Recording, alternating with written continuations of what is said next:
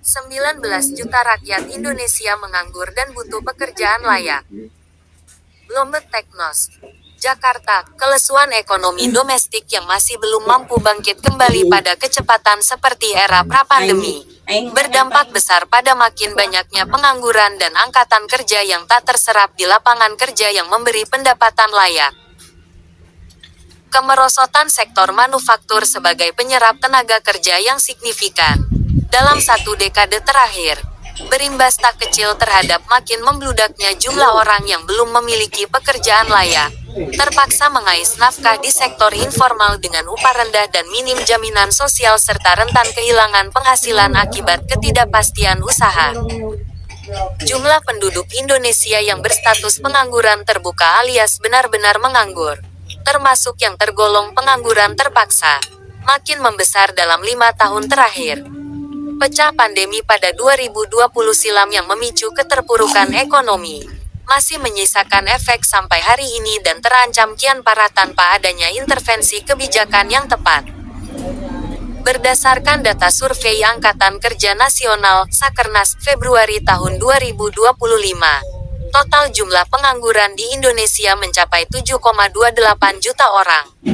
Sedangkan jumlah setengah pengangguran alias pengangguran terpaksa yang saat ini bekerja kurang dari 35 jam per minggu dan masih mencari pekerjaan tambahan, jumlahnya mencapai 11,67 juta orang.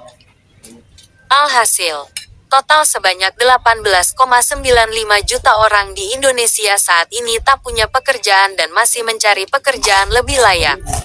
Sementara sebanyak 37,62 juta orang juga masih berstatus pekerja paruh waktu yang kemungkinan besar sulit memberikan pendapatan layak. Bahkan bila melihat sektor formal dan informal, dalam 5 tahun ini, angkatan kerja yang terserap ke sektor formal cuma sebanyak 2,19 juta orang saja. Sampai data terakhir, jumlah pekerja di Indonesia yang berkecimpung di sektor formal adalah 59,18 juta orang. Angka itu tak berbeda jauh dengan posisi Februari tahun 2020 yang sebanyak 56,99 juta orang. Sedangkan bila menghitung persentase, jumlah pekerja yang berkecimpung di lapangan kerja formal saat ini justru lebih kecil ketimbang 5 tahun lalu yaitu cuma 40,6%. Padahal pada 2020, persentasenya mencapai 43,5%. Sebelum pandemi, seperti terekam dalam data Sakernas Agustus tahun 2019, persentasenya bahkan mencapai 44,28% pekerja di sektor formal. Pekerjaan layak terbatas. Kajian yang dilansir oleh Algo Research mengungkap hal tak jauh berbeda.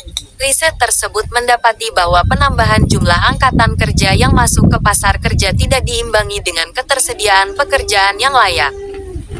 Angkatan kerja baru makin banyak terserap ke jenis pekerjaan yang berupa rendah, kurang jaminan sosial dan rentan terkena pemutusan hubungan kerja (PHK). Total angkatan kerja pada Februari tahun 2025 mencapai 152,9 juta orang, melampaui jumlah sebelum pra-pandemi seperti ditunjukkan data Sakernas Agustus tahun 2019. Selama periode Agustus tahun 2019 sampai Februari tahun 2025, diperkirakan sebanyak 17 juta pekerjaan tersedia di pasar, yang berhasil mengerek tingkat partisipasi angkatan kerja (TPAK) dari 67,5% menjadi 70,6%. Akan tetapi, ketersediaan pekerjaan baru tersebut nyatanya didominasi pekerjaan yang kurang berkualitas yang dicirikan oleh upah rendah, minim jaminan sosial tenaga kerja, juga rentan terkena PHK. Ini ditunjukkan bila melihat perbandingan antara laju pertumbuhan pekerja penuh waktu,